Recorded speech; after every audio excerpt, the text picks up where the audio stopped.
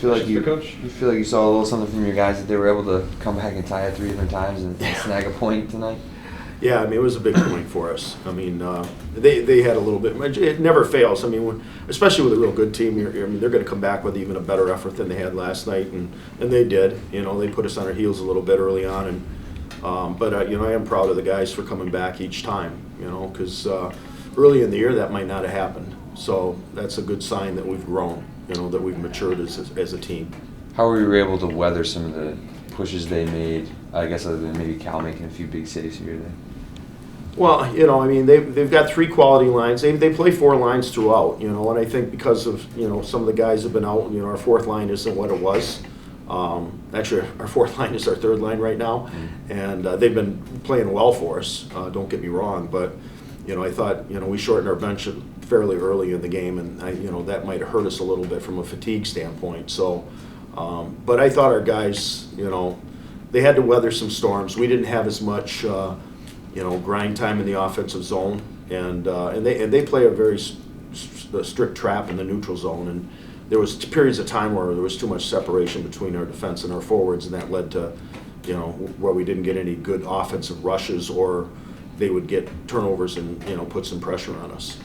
With the conference standings and all the stuff you guys are looking at right now, were 3 points, did you feel like almost a must this weekend before you head out to BU? Yeah, I mean, 3-point weekend against that team is pretty good. I'm not going to complain.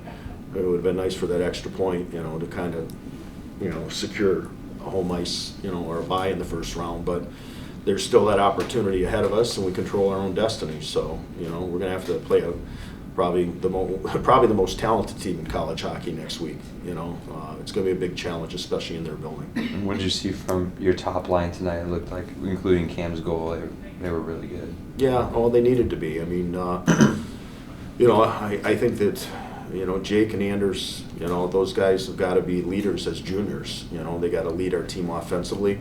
You know, we've gotten great energy and a lot of offense out of, you know, the Jenkins line or Ogilvy line. And then Cookie's line has done a really good job of holding their own, you know, and that's important right now. You know, it's been a pretty good month here so far, and we just have to try to continue it. You know, it's going to be a big challenge though next weekend.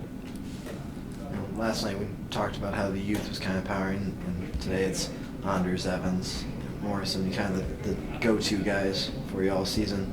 How much can you rely on them, you know, here in the next couple weekends and then deep into the postseason? Well, I mean, they're going to either help us win it or they're going to help us lose it every night. I mean, they're the guys that not only do they have to, you know, be productive offensively, but, you know, they get matched up against other teams' top lines, and you know, and they have to fight through that, and they have to defend. You know, they have to play defense as well. They got scored on tonight too, so, you know, but they won they had a plus as opposed to a minus, which is, you know, important for your top line.